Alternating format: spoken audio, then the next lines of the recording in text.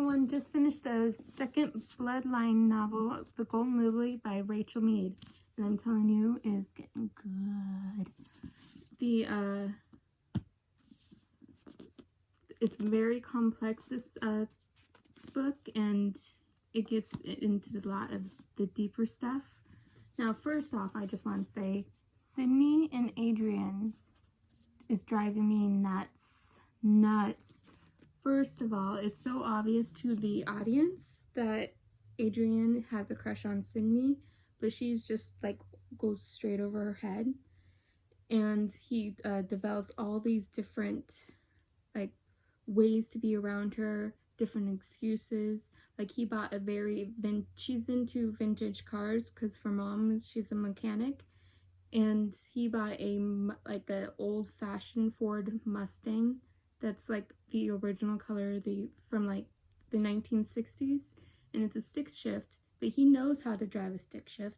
But he's like, oh, I bought this, but I don't know how to drive it. So she ends up giving him lessons just so they are able to spend a lot of time together. And meanwhile, her boyfriend Brandon, she keeps like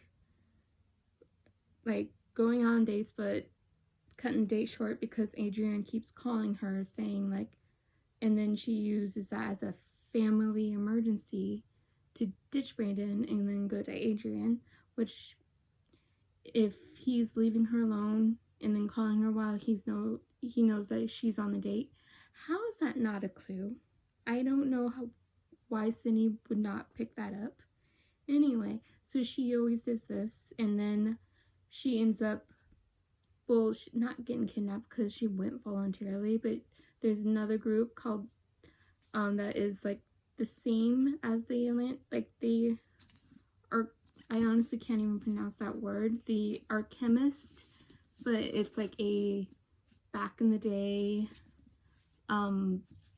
very out there group that's connected but like not associated with the alchemist. And so she went with her friend Ted, but she always thought was like just normal human, but it turns out that he was born into this other side of the chemist. And so she ends up getting blindfolded, goes to him, and then they drive clear out to the desert because he actually ends up kidnapping her friend Sonia, who was a bad vampire, but then good vampire, but then got turned into a bad vampire, the Strigoi, but then she ends up, the spirit magic ends up turning her back into a Moroi, but they end up, and she has to go and then like kind of negotiate her release, but does not end well, and she almost gets beheaded, Sonia. And so that's when like a whole bunch of Dampierres just come in, and then ended up being like a total war zone. But she wasn't really like prepared for that because no one told her that, so she ends up getting really mad about that. And then the entire time her and Adrian keeps getting closer and closer. And so to me, I'm like, how do you not see that Adrian doesn't like you? And then Dimitri is back into this book, and he's like awesome, dusters on, full protector, and I swear, like, I know the movie The Vampire Academy, so I like put the actor's brain into this book series, or actor's face back into this book series as well. And he, even in like getting scripted in paper, it's like a fictional character is like so cute even on paper. How does that even happen? I don't know. And anyway, so they all, after getting Sonia and after getting Sydney out, they all meet back at Clarence's house and diverse from there, and they go back to their like normal lives after a few weeks.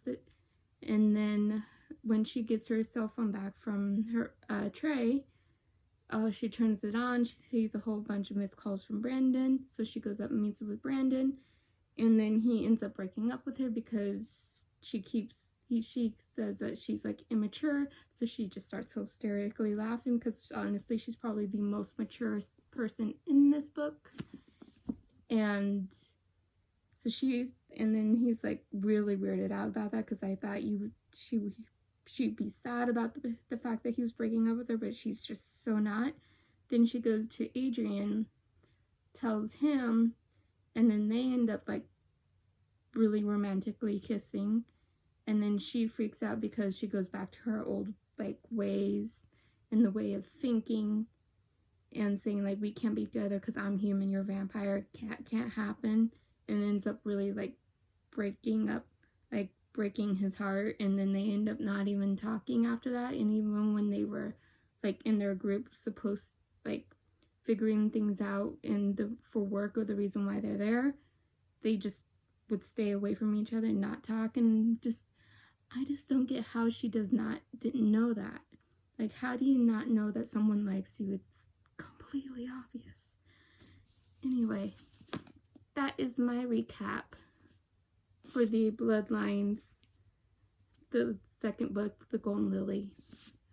I really, really love this book series, and I highly recommend it. It's an older book series.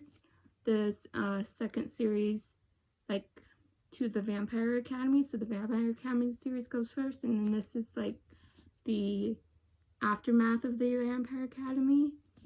Both of them great. Both of them awesome. Highly recommend every last single one of these books, and definitely need to read. Thank you for watching. Bye!